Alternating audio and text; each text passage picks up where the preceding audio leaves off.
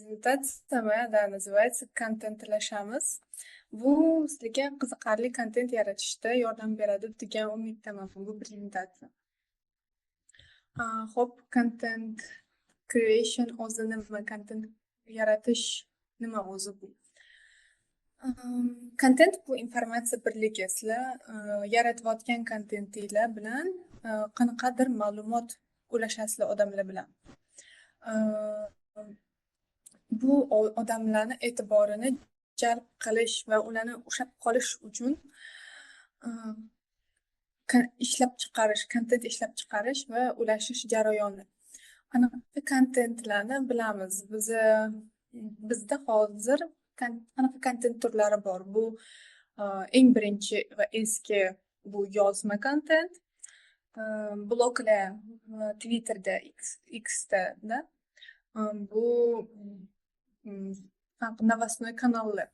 Ikkinchisi vizual kontent, infografika, bu rasmlar, Instagramda ko'radigan karusellaringlar, eng ko'p ko'radiganim. Uchinchisi bu video kontent. Hozir ayniqsa qisqa videolar ko'p tarqalmoqda. Reelslar, shortslar, YouTube'dagi podkastlar hammasi kontent, bu hammasi kontent birligi. Uchinchisi bu audio kontent. Audio контент это песни тоже, musiqa ham своего рода контент. Audioknigi, audio kitoblar тоже bu ham kontent. Podkastlarni audio versiyasi тоже kontent. Buni hammasini siz va bizdaqa oddiy odamlar ishlab chiqaradi. Главное bu yerda maqsad. Sizlarda maqsad bo'lishi kerak. Цель bo'lishi kerak. Просто так развлекаться qiladigan kontentlarni biz iloji boricha kamaytirib, biz ommaga, odamlarga birinchi navbatda o'zimizga foydali bo'ladigan kontentni yaratishga harakat qilishimiz kerak. Kontentni turi ko'p. Главное bu yerda maqsad qanaqaligida. Asosiy maqsadlar kontentda qanaqa? Bilim ulashish, ko'ngil ochish. Ko'ngil ochish maksimum 25% bo'lishi kerak degan tarafdoriman men. Ko'ngil ochish 100% kontentni ko'ngil ochishda quradigan blogerlarni men shaxsan o'zim qo'llab-quvvatlamagan bo'lardim. Chunki odam siz kimdandir foyda ko'ryapsiz, sizdan u odamga foyda borishi kerak degan fikr tarafdoriman. Xo'p, keyingi slaydimiz kontent nimaga kerak? Hozirgi kunda Instagram, любая platforma meni nazarimda bu как республика. То есть bu не только platforma, bu shunaqa olam. Qayerda siz narsangizni sotishingiz mumkin, bilimingizni sotishingiz mumkin, reklama qilishingiz mumkin. Uydan chiqmasdan turib, даже uydan chiqmasdan turib narsangizni sotishingiz mumkin. Bundan unumli foydalanishimiz kerak. Nimaga kerak kontent? Biz brendimiz bo'lsa, brendimizni tanilishiga yordam beradi yoki shaxsiy brendimizni rivojlantirishga yordam beradi. Savdoni oshirishimiz mumkin kontent yordamida. Bu networkingni yaxshilaydi, networkingga foydali. То есть siz o'zingiz ulashadigan kontent orqali o'zingizga dunyoqarashi plus-minus teng bo'lgan odamlarni atrofingizga yig'ib olasiz. Вот почему hozir bizga kontent kerak. Ayniqsa o'zbek tilidagi kontent nimaga kerak? Bizda kam kontent birligi. Bizda kitoblar ko'p, to'g'ri, o'zbek tilidagi kitoblar juda ham ko'p, lekin o'zbek tilida sifatli bilim ulashadigan kontentlar kam. Следующий слайд, пожалуйста. Auditoriya bilan tanishish. Siz kontent qilayotganingizda maqsad qo'yishingiz kerak. Maqsadingiz bor. Endi sizning maqsadingiz qanaqa odamlarga yetib borishi kerak bu kontent? Yoshi nechida? Professiyasi nima ko'pchiligini? Ularni qanaqa muammolar qiynaydi? Shularni bilib olishingiz kerak. Bu qanaqa bilinadi? Qanaqa bilib olinadi? Это so'rovnomalar, Google Sheets'da yoki Instagram'da Stories'da там varianti. Analitika vositalari. Instagramga kirsanglar, если biznes akkaunt qilib ochsanglar, chiqadi. Yoshi nechida auditoriyangizni, ular soat nechida aktiv, soat nechida faol emas, и boshqa shunga o'xshagan informatsiya birliklari chiqadi. И uchinchisi bu raqobatchilarni tahlil qilish. Agar sizni brendingiz bo'lsa, допустим, siz uzuklar ishlab chiqarasiz, siz konkurentingizni, shu sohada ishlaydigan boshqa odamlarni kontentini tahlil qilishingiz kerak. Bu sizga yordam beradi. Следующее это контент и tarmoq turlari. U вас sizda maqsadingiz bor, siz auditoriyangiz bor, kimga kontent qilmoqchiligingizni bilasiz. Keyingi tanlashingiz kerak bo'lgan narsa bu siz qaysi platformada buni amalga oshirasiz. O'zbekistonda eng rivojlangan kontent platformalari bu Instagram и Telegram. Ko'pchiligiga, ayniqsa qizlarga ruxsat berilmaydi Instagramda o'tirish, ular Telegramda o'tiradi. Yoshi kattalar ham Instagramda emas, Telegramda o'tiradi. Va yana bitta rivojlanganisi bo'ladi YouTube Shorts'ni. Ko'pchilik YouTube Shorts'da ham o'tirarkan. Что было для меня открытием. Men o'zim o'ylamagan edim, что YouTube Shorts O'zbekistonda mashhur. Вот, platforma tanlaysiz. Platformaga qarab kontent turini tanlaymiz. Значит, Telegramda Reels'ni zalitat qilmaydi. Reels'larni odamlar 43 megabayt, 50 megabayt bo'lsa, yuklab olib, uni ko'rmaydi. Demak, siz Telegramda yozma kontent turini ishlatishingiz kerak, post yozishingiz kerak, ya'ni. Соответственно, Instagramni tanlasangiz, o'zingiz rivojlanishingiz uchun bo'lgan platforma deb Instagramni tanlasangiz, siz Instagram uchun Reels'lar yozishingiz kerak. U yerda просто tekst o'tmaydi. Yoki siz juda ham chiroyli, juda ham sifatli bo'lgan rasm olishingiz kerak bo'ladi, yoki siz Reels qilishingiz kerak bo'ladi. Kontent yaratish jarayonlari qanaqa bo'ladi? Nara, можешь этот yana ikkita slayd ekan. Следующий, еще следующий. Kontent yaratish jarayonlari qanaqa? Va sizda уже platforma bor, maqsad bor, auditoriyangizni bilasiz и kontent tayyorlashingiz kerak. Bu yana tadqiqot, boshqalarni o'rganasiz, boshqalarni stranichkalarini и g'oyalaringizni yozib borasiz. Mana bunaqa ideya keldi. Mana bunaqa trend bor ekan, men shunga olaman deb. Keyingisi уже планируется. Qachon olaman, qanaqa mavzularda olaman. Bundan keyingi etap production. Production bu kontentni ishlab chiqarish, то есть rasm olmoqchi bo'lsangiz, sнимайте fotki. Yoki reels qilmoqchi bo'lsangiz, reelslarni sнимать qilasiz. Bundan keyin уже post production keladi. O'sha olgan rasmlaringizni yoki videoingizni montaj qilish, rasmni retush qilish, допустим, videoni montaj qilish. Siz har bitta platformaga o'ziga yarasha optimallashtirish kerak. Например, bunga nima kiradi? Bunga hashtaglar kiradi, videoni tagidagi tavsif kiradi.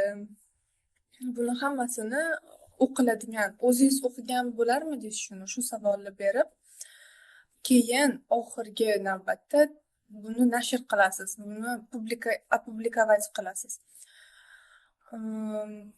Bu etap oxirgi etap hisoblanadi, lekin agar siz xohlasangiz ko'proq odam ko'rsin deb, вы можете target yoqishingiz mumkin.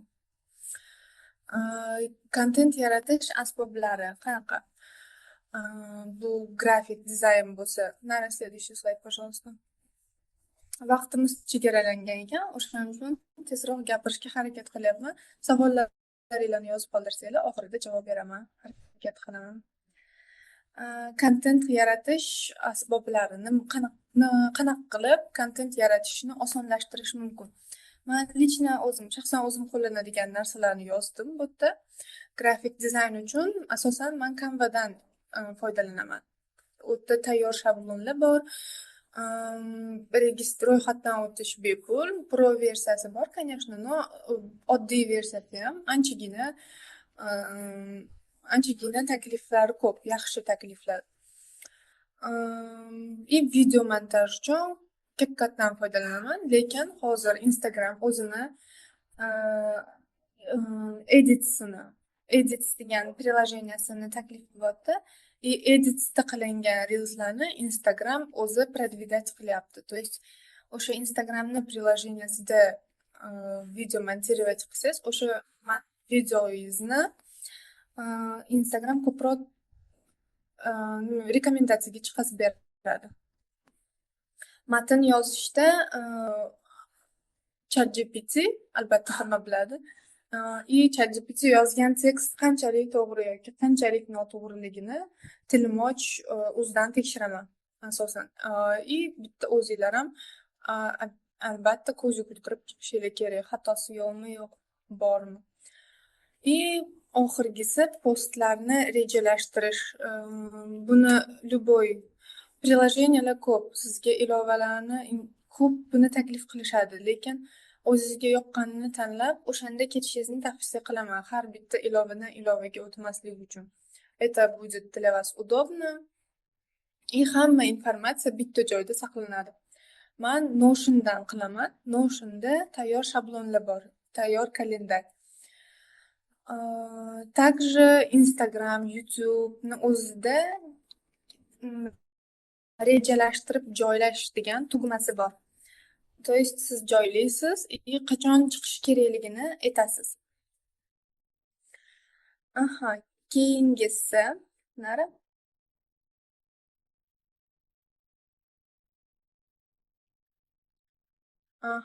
Faol tak.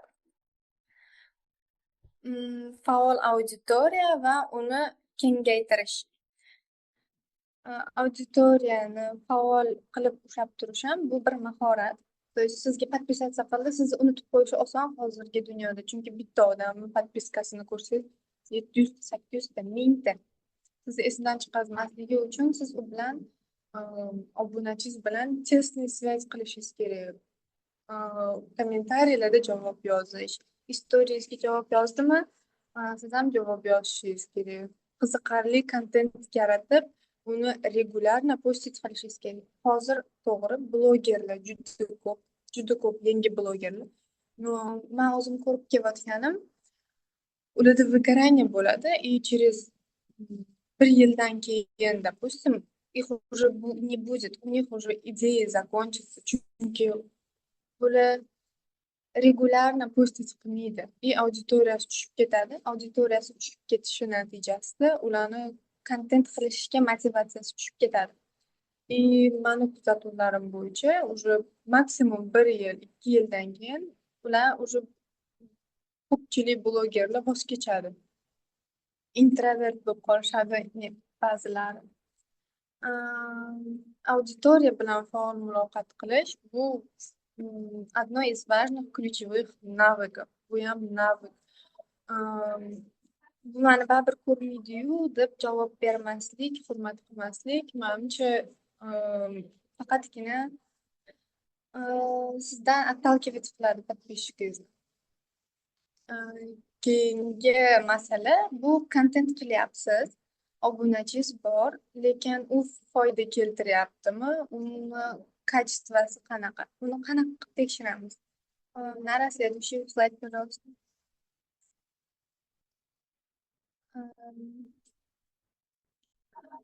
Hop, analitika vositalari bor. YouTube'da ham Творческая студия. Instagramda ham statistika degan joyi chiqadi. Har bitta platformani o'z analitika vositalari mavjud. O'sha yerdan ko'rsangiz bo'ladi, qaysi reelsingiz yaxshi yoqdi auditoriyangizga, qaysi shorts yoqdi, qaysi post yoqdi. analiz qilishingiz mumkin. Nimaga bu postni yoqdi? Chunki man bunda haqiqatni aytibman yoki chunki man foydali narsa ulashibman. Shunga o'xshagan postlarni ko'paytirishingiz mumkin. Э, eng yaxshi natija ko'rsatgan postni aniqlab, o'shanga qarab post chiqarib, можно добиться большого успеха. И постоянно auditoriyangiz bilan muloqot qilish, ularni fikrini so'rash. Это важно. Bundan uyalmaslik kerak. Chunki siz ular uchun qilyapsiz. Ularga foydalimi, yo'qmi so'rashingiz kerak. Ular ham aytishadi sizga. Biz o'zbek odamlari tim böyle aytishadi, yoqdi, yoqmadi deb. Keyingisi xulosa va keyingi qadamlar. Kontent yaratish, brendni tanitish va auditoriya bilan muloqotni kuchaytirish uchun muhim dedik. Auditoriyani tushunish muvaffaqiyatning eng asosiy omili. To'g'ri vositalar va strategiyalar kontent sifatini oshirishini ham gaplashdik sizlar bilan. Va oxirgisi analitikani o'lchash, natijalarni yaxshilash va rejani mukammallashtirishga yordam beradi. Выложил пост и все, забыл о нем degan taktika bo'lmasligi kerak. Вы выложили qanaqadir muddatdan keyin har haftada, допустим, вы делаете отчет. Postim yaxshi yoqdimi auditoriyamga, yaxshi layk yig'dimi, kommentariyada nima deyapti odamlar. Buni hammasini inobatga olib, keyingi kontent qilayotganinglarda bu fikrlarni inobatga olishingiz kerak. Menga ajratilgan vaqt o'z nihoyasiga yetdi. Если у вас savollaringiz bo'lsa, yozinglar. Я буду рада ответить. Shoshib gapirdim, chunki vaqtim juda chegaralangan edi. Agar savollaringiz bo'lsa, bersangiz bo'ladi. Bizda hozir 5 minut vaqtimiz bor. Нет, вопросов нету. Agar savollaringiz yo'q bo'lsa, keyin guruhga yozsangiz bo'ladi. Rayhonani o'zi Telegramni ham qoldirdi. Plus bizlarni bootcampda ham bo'ladi. Yana kengroq aytib beradi, ko'proq ma'lumot beradi va savollaringiz bariga javob berishga harakat qiladi. И shu bootcampda aytib berishi mumkin o'zini ishlagan ishlarida. Hammaga rahmat.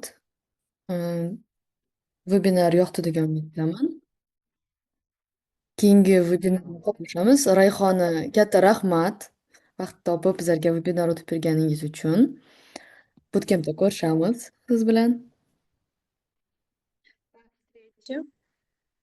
Спасибо. большое. Спасибо большое.